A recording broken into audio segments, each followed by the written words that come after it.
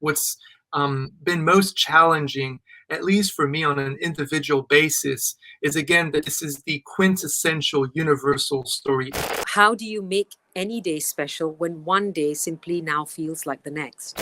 They were telling me to be careful, to stay safe, and I did not think that I would be the one saying that to them just a few months later.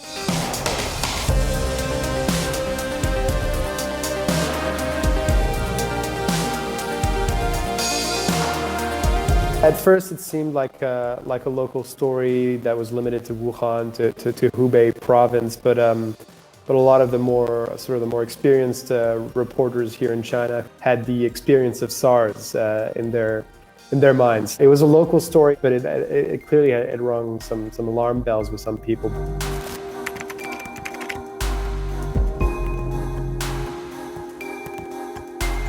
The first priority before any screening at airports or anything like that will be to continue the investigation into this disease that still is quite mysterious. I was here for that first week where the story really broke. Between that Sunday, the January 18th, and basically the end of the month, I was on France 24 every day until I left on holiday for Chinese New Year. Then I came back a week later to a place that was completely changed. Beijing was a ghost city. It felt like a distant story. It felt perhaps like something that wouldn't necessarily, cross over borders and come into parts of the world much closer to home. I did get a sense that for the people I was talking to in Europe or the US or Canada who were seeing this unfold from far away, from afar, in January and February, there was definitely a sense on their part that this was a terrible thing happening far away or happening almost on a different planet, and not realizing that the world is so interconnected now that it could be coming towards them, and it was coming towards them.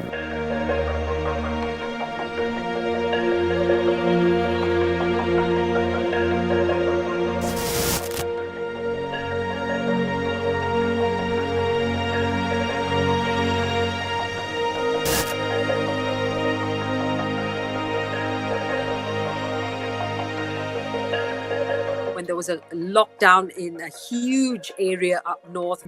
Just walking down the street in Rome, I could hear people talking about it. Basically everyone, whether you were outside the pharmacy or waiting to pick up some bread, that's all people were talking about. And there was clearly an element of concern in the air. People were wondering, well, if it's already affecting people up north, perhaps it's only a matter of time before it comes down south. We must focus on containment while doing everything we can to prepare for a potential pandemic.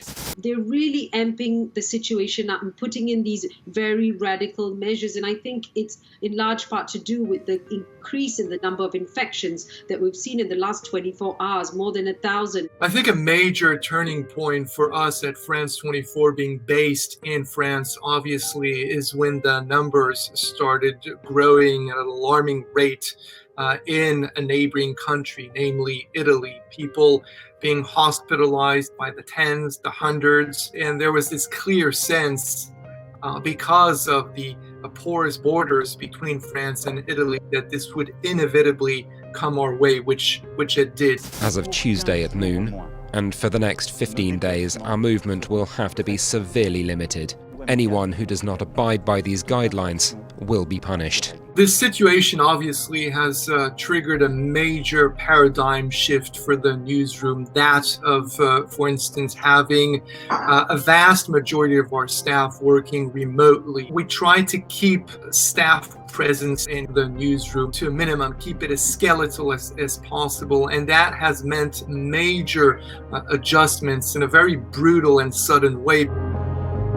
We try to maintain the so-called security distance between us and the interviewee. That's 2 meters. We try to wash the cameras regularly, avoid using hand mics. So it has changed the way we work. We try to reduce the time outside. For instance, I live in the center of Paris. I try, when it's possible, to do reports in the nearby areas and then return home where I edit myself, write the script, voice it, and send the reports to the newsroom. I haven't been back to the newsroom since lockdown was ordered by authorities. Of course, I'm in close contact with my colleagues, with my bosses, sending my reports. What it's led to is a reliance, of course, on the internet. And I think that's across the board for anyone, even not a journalist, but even more so for us, because we need to be able to get the news. We need to be able to follow press conferences. We need to be able to find out what's happening on the ground. The days, weeks, and months ahead will be a test of our resolve, a test of our trust in science, and a test of solidarity. Crises like this tend to bring out the best and worst in humanity.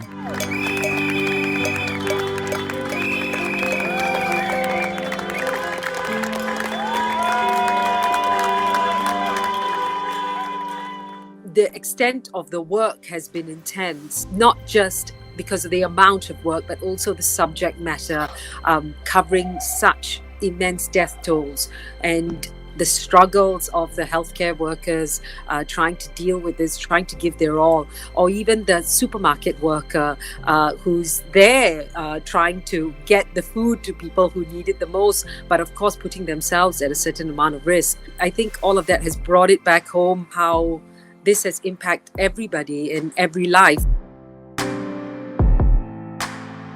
What's been most challenging, at least for me on an individual basis, is again that this is the quintessential universal story. Every single human being out there all around the planet, including those right next to me here in my own house, but also colleagues at work, are being impacted by COVID-19, at times indirectly, but at times on a very personal level. Once you're covering the story, it becomes your focus, at least it has for me. Just focusing on the story, making sure you get your figures, your facts, your information right, and getting it out as a concise way as possible. You don't really have a moment to think. And then finally, when you do, that's when the reality of everything hits home, as it is, I think, for anybody who is at home right now and dealing with all this information. It's not been easy, but you try to deal with it. You try to focus on the work that you do. You put yourself together and you get the information out. These are very trying times.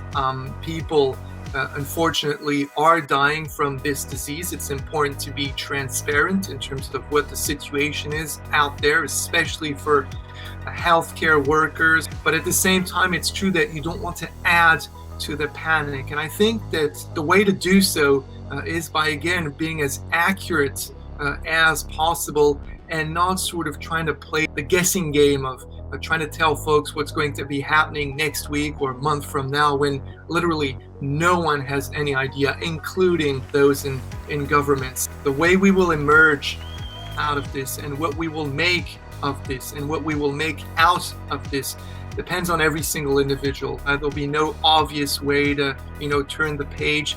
It's going to be what we decide to do, collectively, but also individually as we come out of it. So in terms of how that's done, well, again, that's up to every single one of us to, pitch in and figure that one out.